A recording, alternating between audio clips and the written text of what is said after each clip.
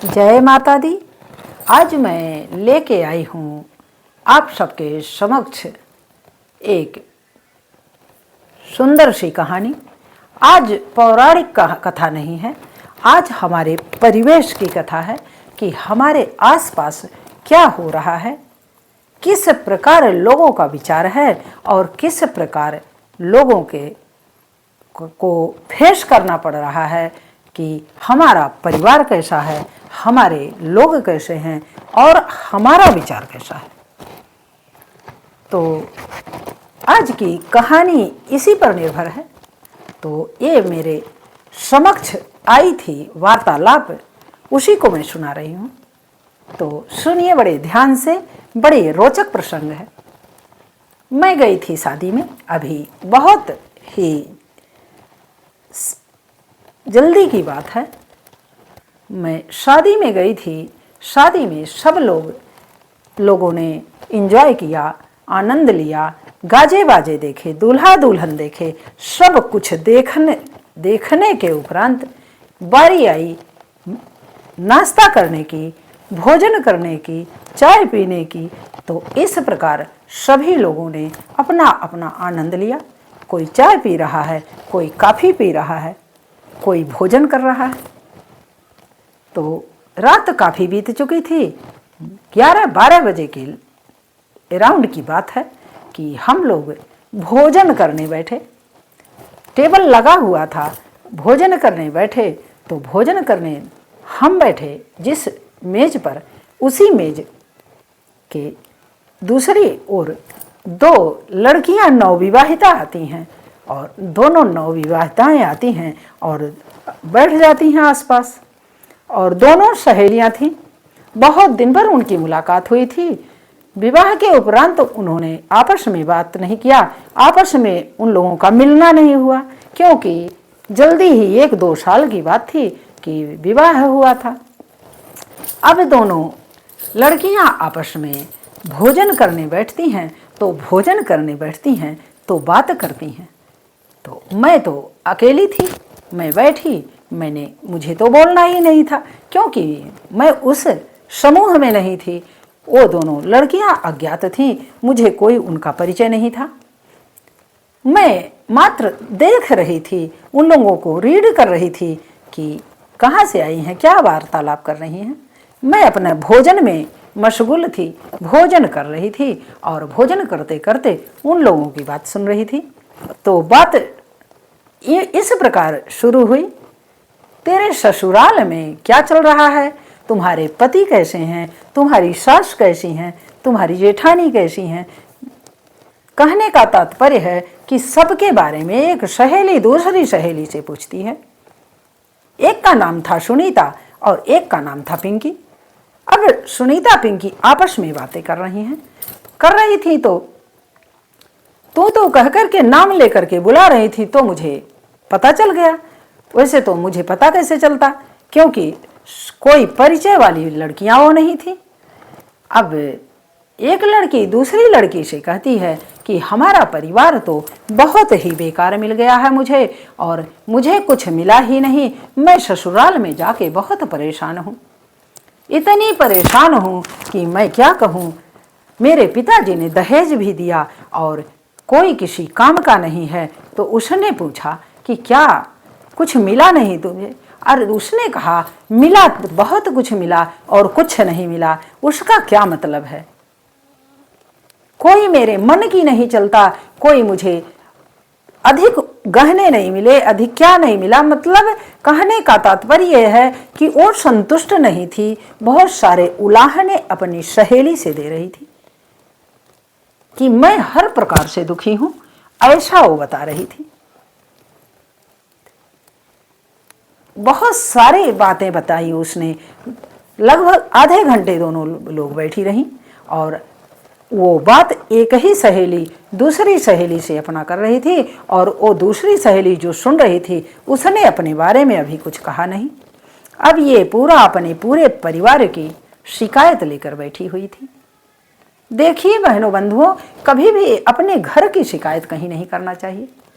अपनी समीक्षा करना चाहिए, अपने परिवार की समीक्षा करनी चाहिए, तब किसी से कोई बात कहनी चाहिए। जहां तक मैंने विचार किया उन लोगों के पर। और दोनों लोग आपस में बातें कर रही हैं। इतनी शिकायत की झड़ी लगा दी उसने कि साल ही 6 महीने में उनका कोई मनोकामना पूरा नहीं हुआ। उनको घूमने नहीं जाने मिला, उनको ये नहीं करने मिला, उन्हें स्वतंत्रता नहीं मिली, उन्हें काम करना पड़ा। अरे अकर्मण्य होना तो अच्छी बात नहीं है। ये सब सुनकर मैं मन ही मन मुस्कुरा रही थी और उन लोगों की बातें सुन रही थी और अपना भोजन कर रही थी। जब एक सहेली का पूरा वृतांत खत्म हुआ, समाप्त हुआ वृतांत, तो दूसरी सहेली बोली। दूसरी सहेली से उसने पूछा कि अरे तू बता, तेरा कैसा हाल है, तेरे ससुराल में क्या है, तेरे परिवार कैसे मिले हैं, और तेरे माता पिता ने तो बहुत लाड प्यार दिया है, बहुत सारे दहेज दिए हैं, और तुम बता तेरा कैसे निभ रहा है। उसने कहा मेरा तो बहुत अच्छा निभ रहा है। तो पहली सहेली बोली थी कि मेरी सास तो बहुत खराब है, मुझे कुछ देती नहीं है। और ये बोल रही है दूसरी सहेली कि मेरी सास ने तो बहुत कुछ दिया है, इतना दिया है कि मैं उसका भरपाई कभी कोई लड़की के माता पिता नहीं कर सकते हैं। अब वो तो हंसने लगी। उसने कहा अरे क्या बात कर रही है तू, ऐसा मत कर यार, तेरे माता पिता उतना नहीं दिए। उसने कहा नहीं, मेरे माता पिता भी नहीं उतना दिए कि मेरा संसार चल सके, मेरा जीवन चल सके, इतना तो नहीं दिया। कैसे दे सकते हैं? लड़कियां पराई जो होती हैं, लड़कियों का भार सब लोग नहीं निभा सकते, ससुराल में ही उनका भार निभाया जाता है। और अपने सास के बारे में बताने लगी कि उन्हें क्या क्या दिया मुझे। उन्होंने अपना घर परिवार दिया, अपना बेटा दिया, अनमोल रतन दिया, अपने जेवर दिए, गहने दिए, अपना पूरा संसार तो हमारे चरणों में रख दिया। अब क्या चाहिए? इसके से ज्यादा और कौन सी अपेक्षा बाकी है कि उनका एक जान ही बचा है जो नहीं दी है वो, और क्या नहीं दिया है। तो दोनों लोग, उन लोगों की बात जब मैं सुनी, वो लड़की दूसरी जो बोल रही थी तो उसका तो विचार बड़ा सुंदर था, बहुत ही संस्कार वाला विचार था, बड़ी शालीन दिखाई दे रही थी। उसने इस प्रकार अपनी संतुष्टि जाहिर की। तो मैं बैठे बैठे मेरा कभी मन गढ़ दिया कुछ न कुछ। तो उस वार्तालाप को उस सहेली ने कहा क्या, उसका सारांश क्या है, उस सहेली के वार्तालाप का सारांश दूसरी सहेली का जो था उसे आप सुने। मैंने गीत के माध्यम से मैं सुनाऊंगी 4 लाइन, सुनिए। पिया के मयरिया मोरी, वो सखी कह रही है कि पिया के मयरिया मोरी, सासु माह तरिया मोहे सजनवा दिहली।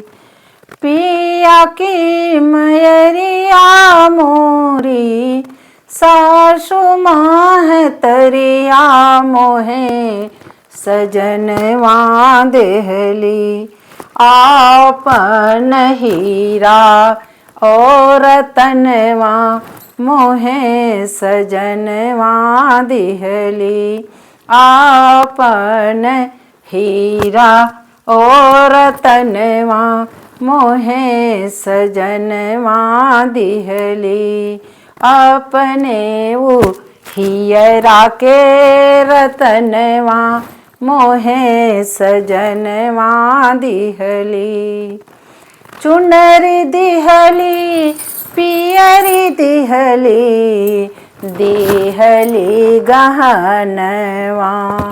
चुनरी दिहली पियरी दिहली, देहली गहनवा। सब परिवार देहली, देहली घर आंगनवा, चुनरी देहली पियरी देहली, देहली उ गहनवा, घर परि सब परिवार देहली, सब परिवार देहली, देहली घर आंगनवा, देहली ओ सगरो जहनवा, अपन ललनवा देहली, देहली उ सगरो जहनवा, अपन ललनवा देहली, साजन की मयरिया हीरा रतनवा देहली, साजन की हो मयरिया अपन रतनवा देहली, अपन रतनवा देहली। तो इस प्रकार मैंने कलमबद्ध किया था। तो ये रही वार्तालाप छोटी सी कहानी। आपको कहानी कैसी लगी आप कमेंट बॉक्स में ज़रूर बताएं। तो जय माता दी।